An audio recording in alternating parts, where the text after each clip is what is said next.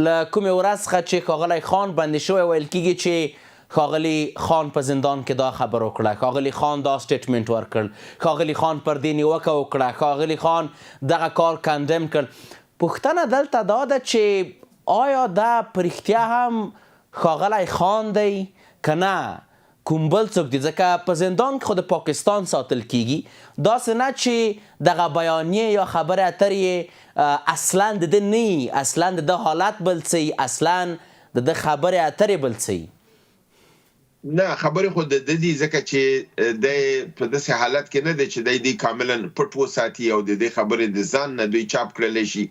چون ګوند لوی ګوند دی او ډېرې عمیقې اړیکې لري په نظام کې، دننه هم حتی په زندان کې هم د ځینو کې، نو د ده خبرې نه تحویل کېدلی شي او نه فرضاً په هغې کې کوم تغییر و تبادله راوړل کېږي. که ډېر بعضې وخت کې په ډېر لږ حالت کې داسې کېږي چې د بعضې خبرې خو هغه تاسو ګورئ ډېر زر کلیریفیکیشن راځي، صفایي راځي چې دا خبره خان نه ده کړې، ځکه چې دی یوازینی سړی دی سیاسي دی چې د ده ته ډېر زیات کسان ورځي، یعنې د خپل د قانوني حق نه هم ده ته کسان ډېر زیات ورځي، دې ته فامیلي ورځي، ده ته وکیلانې ورځي، ده ته خپل د فاینې او هغه په حساب مینهوالې ورته ورځي، د ده سره علیق نږدې دي، د سره خبرې کېږي. او دا عمران خان داسې یو خواص لري چې د هر نفر په ذریعه باندې یو نوې یو خبره راوباسي، رالیږي، نوې یو دغه کېږي. اکثرا داسې کېږي چې دوی خپل په ګوند کې که فرضاً یو خبره او هغه وکیل فیصل راوړي، بله خبره چې ګوري چې دا بل فرضاً دا بل نفر راوړي، دې کې ډېر زیات فرق وي. او دا عمران خان قصداً کوي، په یو وخت کې دوه درې خبرې خوشې کوي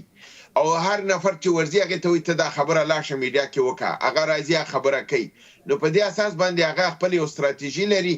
چې په دغه کېږي اریټیشن پالیسي چې ورته وایي، اریټیټ کوي، نظام تنګول کوي، هغې ته نوې خبرې ده کوي، تشویش پیدا کوي، خلک په مقابل کې دغه کوي،